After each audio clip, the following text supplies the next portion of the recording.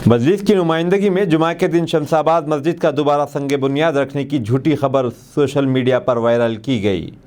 बावसूख ज़राए से पता चला है कि कुछ सियासी नुमाइंदों के हमरा 50 अफराद को मस्जिद ख्वाजा महमूद के अहाते में नमाज पढ़ने की इजाज़त दी गई थी।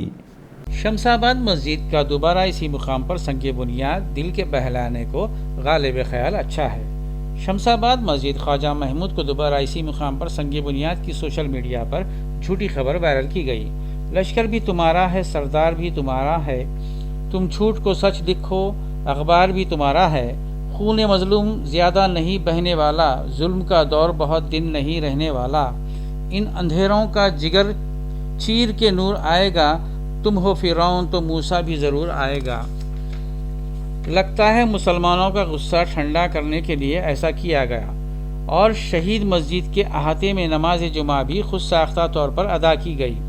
वाज़ेह रहे कि इस मस्जिद की इसी जगह पर दोबारा तामीर करने के लिए तेलंगाना हुकूमत की जानिब से ना ही बल्दी अहकाम को कोई तहरीरी और अहकामात जारी किए गए हैं और ना ही मीडिया नुमाइंदों को किसी किस्म की कोई तहरीरी दस्तावेज़ात मौसूल हुई हैं। दानिशवरों का कहना है कि यह सब हुकूमत की ईमा पर किया गया है क्योंकि तेलंगाना हुकूमत मुसलमानों की ताईद खोना नहीं चाहती। मुमकिन है कि यह हुकूमत तेलंगाना के इल्म में लाए बगैर हिंदुत्वों की कारस्तानी हो। अगर ऐसा है तो ये कहा क्या इंसाफ है कि सियासी मफादात के लिए अक़लियतों के मजहबी जज्बात रोहन डाले जाएं। अक़ायद और मजहब हसास मामला होता है। लोग जान देकर भी अपने मजहब और अक़ायद का तहफ़्फ़ुज़ चाहते हैं। मामला सिर्फ इतना है कि शमशाबाद मस्जिद ग्राम पंचायत से मंजूर शुदा ज़मीन पर तामीर की गई थी। इसके बाद भी बल्दी अहकाम ने गैर मजाज करार देकर शहीद मस्जिद को शहीद कर दिया।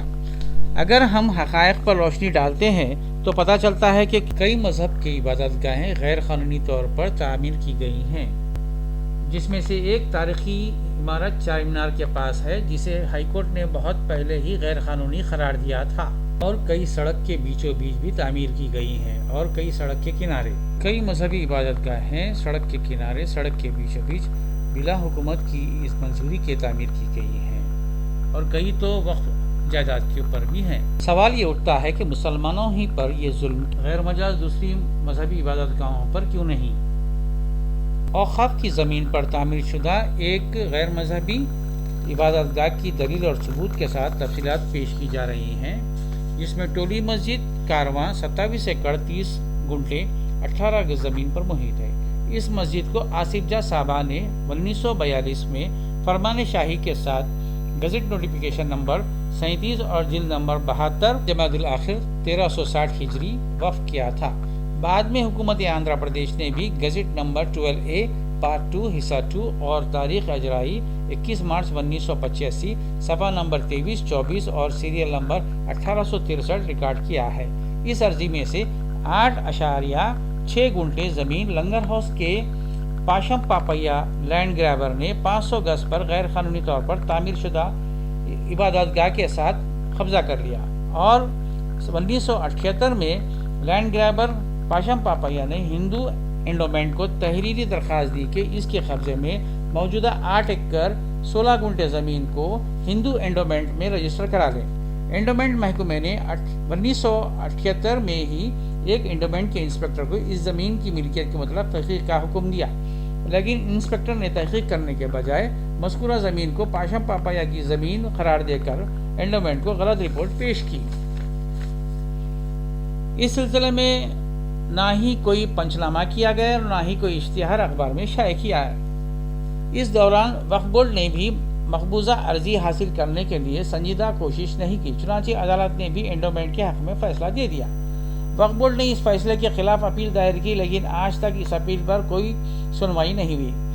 वक्फ बोर्ड ने गुज़श्ता 44 साल में हिंदू एंडोमेंट को तहरीरी तौर पर किसी किस्म की पूछ-गुछ नहीं की। ज़मीन वक्फ बोर्ड के इल्म इत्तला में लाए बगैर कैसे रजिस्टर्ड कर ली गई और लैंड ग्रैबर पाशम पापैया से ये भी नहीं पूछा गया कि मज़कूरा अर्जी मिल्कियत के दस्तावेज़ात कहाँ हैं।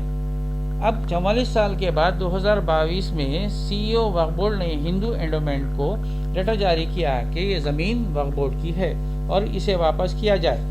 सवाल ये उठता है कि जब इतने मुस्तैद दस्तावेज़ात होने के बावजूद भी अदालत ने एंडोमेंट की तायद में कैसा फैसला साबित कर दिया।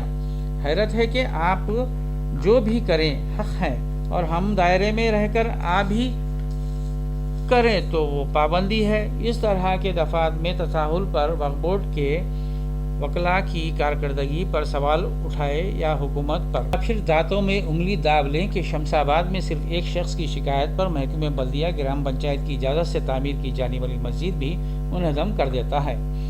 ہم بھی کرتے ہیں تو ہو جاتے ہیں بدنام، وہ قتل بھی کرتے ہیں تو چرچا نہیں ہوتی۔ آپ اگر ناجائز قبضہ بھی کر لیں تو وہ آپ کا حق ہے۔ حکومت تلنگانہ کی نظر میں آج بھی مسلمان دوسرے درجے کے شہری ہیں۔ چیف منسٹر آف تلنگانہ سے ہر مسلمان یہ سوال کرتا ہے کہ اس ملک میں اس شہر میں رہنے والے مسلمان کیا ہیں؟ ان کی رعایا نہیں ہیں؟ کیا مسلمان اس ملک کے باشندے نہیں ہیں؟ کیا ملک کی آزادی اور ریاست تلنگانہ کی آزادی میں مسلمانوں کا خون پسینہ شامل نہیں ہے؟ آخر انصاف کے پیمانے دو کیوں ہیں؟